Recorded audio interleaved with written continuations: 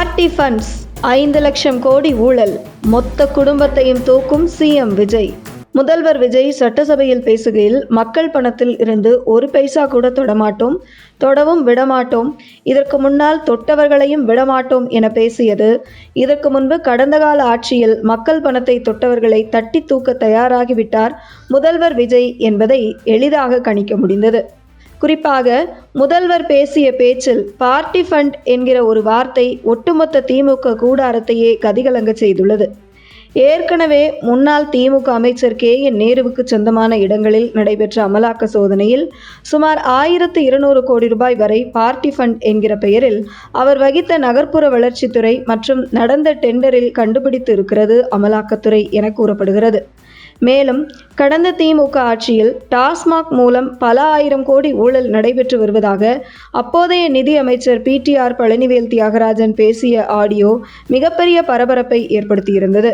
இந்த நிலையில் கடந்த ஆட்சியில் மட்டுமே சுமார் 5 லட்சம் கோடி ரூபாய் வரை ஊழல் நடைபெற்று இருக்கிறது என்றும், அதில் சுமார் 20% வரை பார்ட்டி ஃபண்ட் என்கிற பெயரில் திமுக முதல் குடும்பத்திற்கு சென்றிருக்கிறது என்கிற குற்றச்சாட்டு அரசியல் வட்டாரத்தில் இருந்து வருகிறது. மேலும் அந்த பார்ட்டி ஃபண்ட் என வசூலிக்கும் பணம் முதல் குடும்பத்தினர் வெளிநாடுகளில் முதலீடு செய்துள்ளதாகவும் அரசியல் விமர்சகர்கள் கருத்து தெரிவித்து வருகிறார்கள்.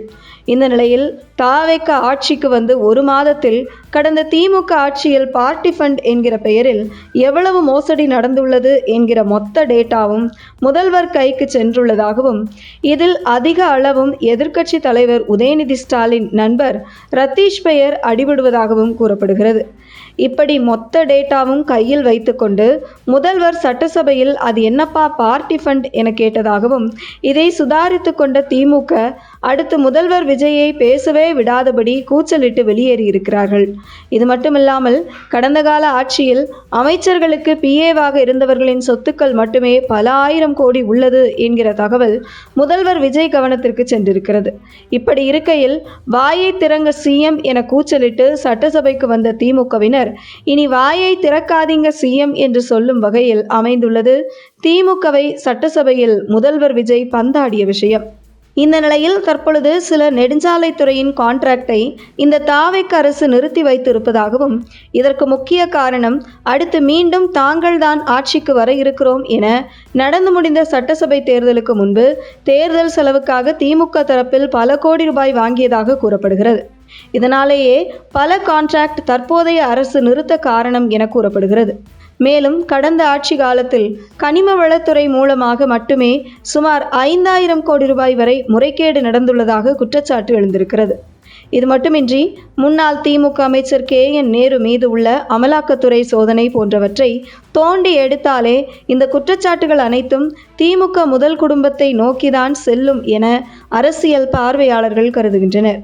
அந்த வகையில் இனி அடுத்தடுத்து தமிழக லஞ்ச ஒழிப்புத்துறை மூலமாக கடந்த கால திமுக ஆட்சியில் நடந்த ஊழல் குற்றச்சாட்டுகள் தொடர்பாக ஆதாரங்கள் திரட்டப்பட்டு வழக்கு பதிவு செய்ய முதல்வர் விஜய் உத்தரவிட்டுள்ளதாகவும், அதன்படி முதல் குடும்பத்தை மொத்தமாக தூக்க பக்காவா முதல்வர் விஜய் காய்களை நகர்த்தி வருகிறார் என்கிறது அரசியல் வட்டாரங்கள்.